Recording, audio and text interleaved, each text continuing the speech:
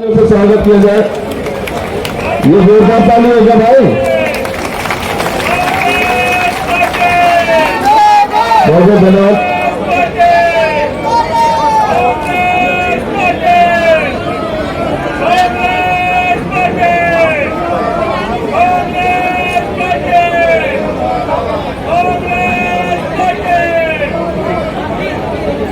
हमारे बहुत सम्मानित नेता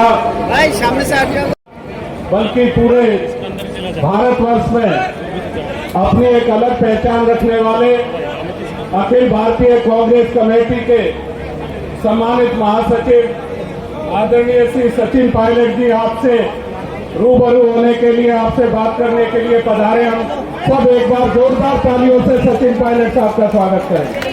कांग्रेस पार्टी, मैं अनुरोध कर रहा हूं हमारे पूर्व सांसद भाई। मैं नहीं चाहता हूं, लेकिन आप जानते हो पूरे देश में आज कांग्रेस पार्टी ने प्रत्येक राजधानी में इसी प्रकार के कार्यक्रम आयोजित किए हैं। और बड़े संक्षिप्त में बताना चाहता हूं कि किस मंशा के साथ हम लोगों ने जनता के बीच में जाने का निर्णय किया है। पिछले कुछ दिनों में नई सरकार जो बनी देश में, आप और हम जानते हैं कि 4 जून का जो परिणाम आया, उस परिणाम ने 2 बातें बताई। पहला कि सरकार बनाने के लिए किसी भी दल को जनादेश नहीं मिला, एक खंडित लोकसभा का निर्माण हुआ और बैसाखियों पर बीजेपी ने भी सरकार द्वारा बनाई दिल्ली के अंदर।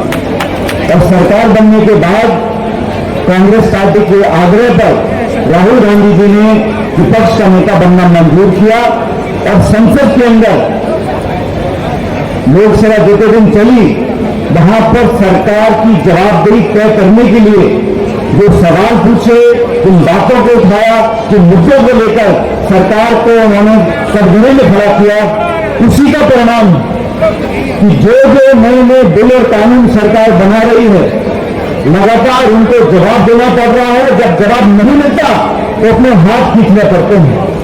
अभी केंद्र की सरकार ने लैटरल एंट्री के लिए सरकारी आदेश निकाला। हमने सवाल किया कि आप लोगों को भर्ती करते हो तो जो वंचित वर्ग है, जो पिछड़ा है, गरीब है, दलित है, आदिवासी है, अपेक्षित लोग हैं, उनके बच्चों को पढ़ने का मौका देने के बाद आप नौकरी नहीं देना चाहते हो, तो सरकार ने 2 दिन पहले अपना वो सरकारी आदेश वापस ले लिया। ब्रॉडकास्ट का बिल लेकर आए, तानाशाही रवैये को दोबारा अपनाना चाहते थे। खड़गे जी ने, राहुल जी ने कहा कि स्पष्टीकरण करिए, वो बिल विड्रॉ कर लिया। बस 2 बिल लेके आए, बस बोर्ड के ऊपर कुछ तो वापस लेना पड़ा। लेकिन मुद्दा ये है कि आज देश में जो मिलीभगत हो रही है संस्थाओं की, बड़े बड़े उद्योगपतियों की, जो सरकार के साथ हाथ मिलाकर इस देश की अमानत जो है, संपत्ति है, उसको औने पौने दाम में उसका अतिक्रमण कर रहे हैं, उसके खिलाफ राहुल जी ने आवाज उठाई थी। और जो खुलासे हुए हैं, जैसे समिति ने कहा, ये बड़ा जटिल मुद्दा होता है, आम व्यक्ति को समझ में नहीं आता। तो मैं आपको उदाहरण देना चाहता हूं, जिस थाने में कोतवाल पर आरोप लग जाए कि जो अपराधी से मिला हुआ है, तो थानेदार जांच नहीं कर सकता। आरोप ये लगा कि सेबी की जो चेयरपर्सन है, उनकी मिलीभगत है उन लोगों के साथ जिन लोगों के खिलाफ जांच के आदेश सुप्रीम कोर्ट ने दिए हैं। ये कांग्रेस ने नहीं कहा, एआईसीसी ने नहीं कहा, सुप्रीम कोर्ट ने कहा। बड़े गंभीर आरोप है, हजारों लाखों करोड़ रुपए का घोटाला हुआ है। सुप्रीम कोर्ट ने निर्देशित किया सेबी को कि आप जांच करके बताइए कि क्या तथ्य है। अब जांच करने वाले जो हैं, उन्हीं के जब आरोप लगे हैं और तथ्यात्मक आरोप है, ये तो छुपे हुई बात नहीं है। तो सरकार ने ऐसी चुप्पी साध ली कि कोई जवाब नहीं मिला। हम लोगों ने मांग करी कि जेपीसी बने, ज्वाइंट पार्लियामेंट्री कमेटी।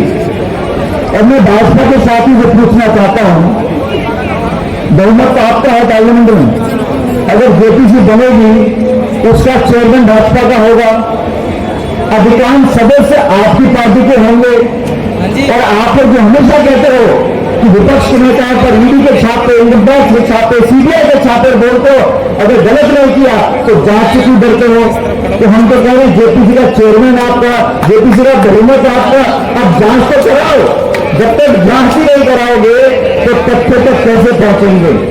जनता का, देश का, कानून का कोई विश्वास नहीं है सेबी के अंदर। जब उनकी चेयरपर्सन के धर्मपति के ऊपर इतने बड़े गंभीर आरोप लगे हैं जिसको मना नहीं कर रहे, हमारा लेन देन हुआ, हमारा निवेश हुआ, हमारे पैसे का लेन देन हुआ, तो वो जांच नहीं कर सकते। इसलिए हमने कहा कि ये सरकार गूंगी हो सकती है, लेकिन देश में लोकतंत्र जीवित है। आवाम और जनता की मंशा पर सबको झुकना पड़ता है।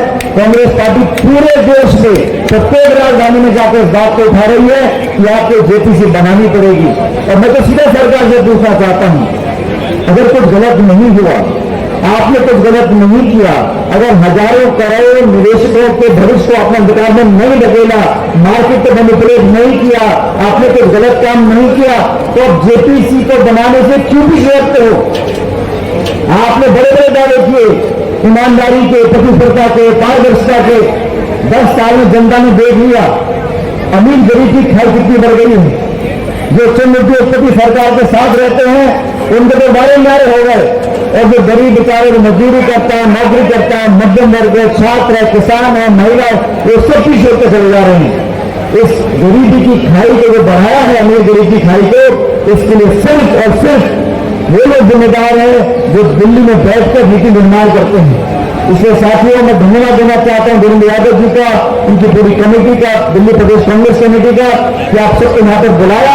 पूरा देश इस बात को सुने और समझे कि कांग्रेस पार्टी सिर्फ और सिर्फ एक उचित पारदर्शी जांच चाहती है, और जांच जेपीसी के माध्यम से हो। देश में अनेकों बार जेपीसी बनी है। मुझे याद है एक बार एक कोका कोला का चक्कर आ गया था, उस पर जेपीसी बन गई थी। तो जेपीसी बनाना कोई बहुत बड़ी बात नहीं है, लेकिन अगर मन में चोर हो, कुछ छुपाने की बात हो, तो कोई भी सरकार जेपीसी बनाने करती है। इसलिए मेरा सीधा आरोप है सरकार के ऊपर, आप जेपीसी बनाएं, जांच करवाएं। अगर कोई गलती नहीं बनी, जांच के बाद कोई तक के सामने नहीं आता तो मामला खत्म है, लेकिन जांच आपको करवानी पड़ेगी। राहुल गांधी जी के नेतृत्व में देश की संसद में और देश की सड़कों पर खड़े जो हम सब पार्टी के कार्यकर्ता मिलकर संघर्ष करेंगे, सच्चाई इंसाफ के भाई बनेंगे, ताकि देश में जो कानून व्यवस्था है, जो पारदर्शिता हम लाना चाहते हैं, इसको अंजाम दे सकें। दिल्ली प्रदेश कांग्रेस कमेटी के तमाम नेता मौजूद है। मैं आप सबका धन्यवाद करता हूं कि आपने मुझे यहां पर अपनी बात रखने के लिए बुलाया, और आप सबको कहना चाहता हूं कि हमारे कांग्रेस कार्यकर्ता है, अभी देश की अभिषेक की बोल रहे थे, झंडा बना पोस्टर, अब समय आ गया, दिल्ली में भी चुनाव आने वाले हैं। आप सब अपनी कमर कस लो, इस बार ईट से बजानी है और दिल्ली में कांग्रेस की सरकार बनानी है। ये दिल्ली में कांग्रेस की सरकार बहुत मजबूत है, समय बदलता रहता है। आज देश ने कांग्रेस के ऊपर अपना आशीर्वाद रखा है, राहुल जी के नेतृत्व में दोबारा अपना विश्वास जताया है। मैं सभी दिल्ली के कार्यकर्ताओं को बताना चाहता हूं कि दिल्ली हमारी और आपकी है, इसे मिलकर सुधारना है। आने वाले जो चुनाव होंगे हम मजबूती से लड़ेंगे और जीतेंगे। इस संकल्प के साथ आप लोग यहां से जाएं। आप सबका बहुत बहुत धन्यवाद। जय हिंद, राम राम साहब। वो अगर अडानी जो उद्योगपति है, जो नरेंद्र मोदी का दोस्त है, उसके घोटाले को लेकर उसको इंक्वायरी करनी चाहिए थी, लेकिन वो उसकी पार्टनर है। तो कांग्रेस पार्टी की मांग ये है कि हम जेपीसी की मांग करते हैं ताकि एक साफ सुथरी सी जांच हो सके, उनके खिलाफ एक्शन लिया जा सके। और हमारी मांग है कि वो इस्तीफ़ा दे जो सेबी की चीफ है। और एक और चीज़ ये है कि देश के अंदर लोगों ने देश के प्रजातंत्र को बचाने के लिए, देश के संविधान को बचाने के लिए और देश की अर्थव्यवस्था को बचाने के लिए एक चौकीदार नियुक्त किया था, और वो चौकीदारी चोर बन गया। उसने सांठगांठ की चोरों के साथ में, उनको चाबी दे दी, खजाना खोला, प्रजातंत्र को धराशायी किया, संविधान को का खात्मा किया। और देश की जो अर्थव्यवस्था, जिससे सीधे तौर पर जो मिडिल क्लास के लोग हैं, जो SC, ST, OBC और माइनॉरिटी हैं, जो इस देश के बहुसंख्यक लोग हैं, जो इस देश के बहुजन हैं, और उन लोगों के ऊपर जो अर्थव्यवस्था, उनकी जो उनका आर्थिक स्थिति अगर ख़त्म होगी, ख़राब होगी, तो वो आर्थिक गुलाम बनेंगे। देश की सरकार ये चाहती है कि जो देश का बहुजन है वो आर्थिक रूप से गुलाम बने, ताकि वो सिर्फ जो मुद्दे हैं, जो महंगाई का मुद्दा है, जो बेरोज़गारी का मुद्दा है, उससे उनका ध्यान उस तरफ ना जाए और वो सिर्फ अपने रोज़मर्रा की ज़िंदगी के अंदर उलझे रहें। बहुजनों की आप बात कर रहे हैं, कल जिस तरीके से भारत बंद था और SC ST का रिजर्वेशन को लेकर तमाम चीज़ें थी, उसको आप कैसे देखते हैं सुप्रीम कोर्ट के जिस तरीके से? उसके अंदर हम लोगों की कांग्रेस प्रेसिडेंट ने साफ तौर पे कहा कि जो क्रीमी लेयर है हम उसका खिलाफ है। हम लोग क्रीमी लेयर का जो फैसला आया है सुप्रीम कोर्ट की तरफ से उसके बिल्कुल समर्थन में नहीं है। रही बात जो दूसरे सब कैटेगराइजेशन की है, पूरे देश के अंदर हर प्रदेश के अंदर अलग अलग समस्या है, तो हम हमारे लीडर्स तमाम हर प्रदेश के लीडर्स के साथ में बातचीत कर रहे हैं, उनसे मशवरा कर रहे हैं कि हमारे को क्या स्टैंड लेना है।